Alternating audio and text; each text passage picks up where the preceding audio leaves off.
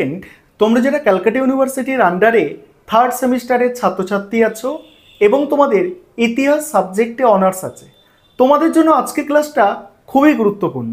আজকের ক্লাসে তোমাদের ডিএসসিসি 4 পেপার থেকে 100% কমনযোগ্য লাস্ট মিনিট সাজেশন নিয়ে আলোচনা করব। তোমাদের কোয়েশ্চেন প্যাটার্ন তোমরা জানো যে 20 নম্বরের প্রশ্ন পরীক্ষায় 6টা দেয়া থাকে, 3টে অ্যান্সার করতে হয়। 5 নম্বরের প্রশ্নও তাই, অর্থাৎ 5 নম্বরের প্রশ্ন 6টা দেয়া থাকে, 3টে অ্যান্সার করতে হয়।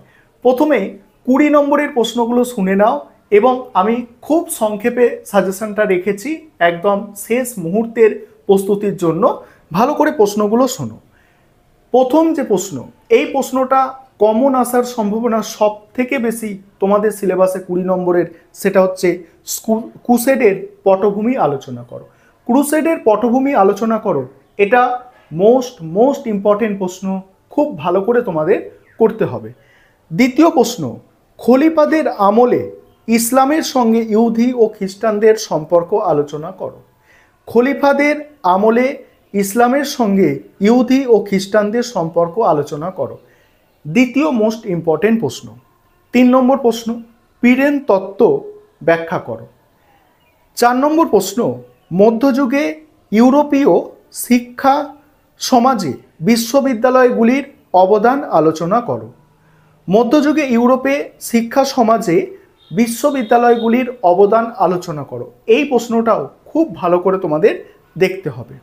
পরের প্রশ্ন, 5 নম্বর প্রশ্ন, সামন্ততন্ত্রের পতন সংক্রান্ত ঐতিহাসিক বিতর্ক আলোচনা করো বা সামন্ততন্ত্রের পতন আলোচনা করো। এই সামন্ততন্ত্রের পতন দিয়ে তোমাদের একটা প্রশ্ন থাকবে।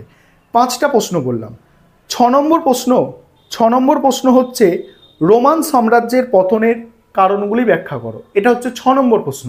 রোমান সাম্রাজ্যের পতনের কারণ 6 নম্বর প্রশ্ন। 7 নম্বর প্রশ্ন, ক্যারোলিঞ্জিয় নবজাগরণের বৈশিষ্ট্য ও তাৎপর্য আলোচনা করো। ক্যারোলিঞ্জিয় নবজাগরণের বৈশিষ্ট্য ও তাৎপর্য আলোচনা করো। মোস্ট ইম্পর্টেন্ট প্রশ্ন। পরের প্রশ্ন, ইউরোপে সামন্ততন্ত্রের মূল বৈশিষ্ট্যগুলি আলোচনা করো। ইউরোপের সামন্ততন্ত্রের মূল বৈশিষ্ট্যগুলি আলোচনা করো। তাহলে তোমাদের আরেকবার প্রশ্নগুলো বলছি। 1 নম্বর আমি ক্রুসেড বলেছি। 2 নম্বর খলিফাদের আমলে ইহুদিদের সঙ্গে খ্রিস্টানদের সম্পর্ক বলেছি। 3 নম্বর পীরেন তত্ত্ব বলেছি।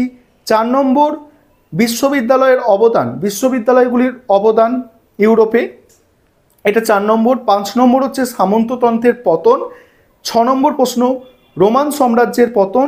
7 নম্বর হচ্ছে ক্যারোলিঞ্জিয় নবজাগরণের বৈশিষ্ট্য তাৎপর্য।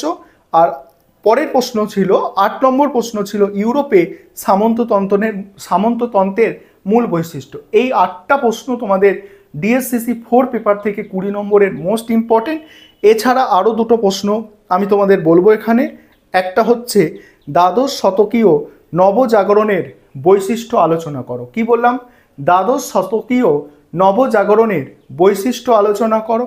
এবং আরেকটা বলছি মধ্যযুগে ইউরোপের শহর ও নগরগুলির উত্থানের প্রেক্ষাপট আলোচনা করো। এই হচ্ছে তোমাদের 20 নম্বরের টোটাল প্রশ্নের সাজেশন।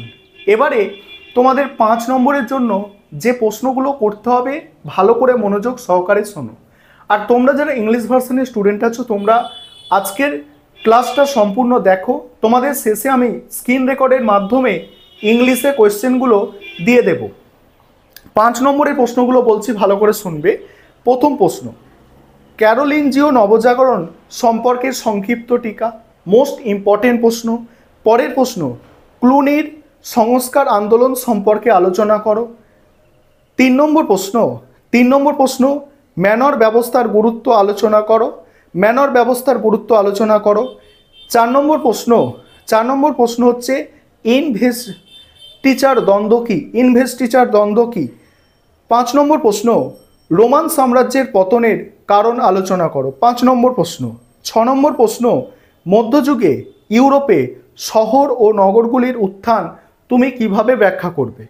পরের প্রশ্ন, ইউরোপের সামন্ততন্ত্রের প্রধান বৈশিষ্ট্যগুলি সংক্ষেপে আলোচনা করো।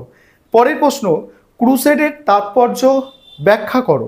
নেক্সট আছে মধ্যযুগে ইউরোপে নারীর স্থান সম্পর্কে সংক্ষিপ্ত টিকা লেখো। নেক্সট, দ্বাদশ শতকে নবজাগরণ সম্পর্কে সংক্ষিপ্ত টিকা লেখো।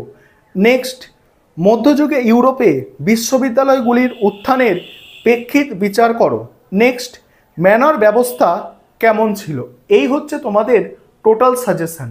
এই প্রশ্নগুলো তোমরা করো এবং তোমরা কমেন্টে অবশ্যই জানাবে তোমাদের এই প্রশ্নগুলো রেডি হয়েছে কিনা।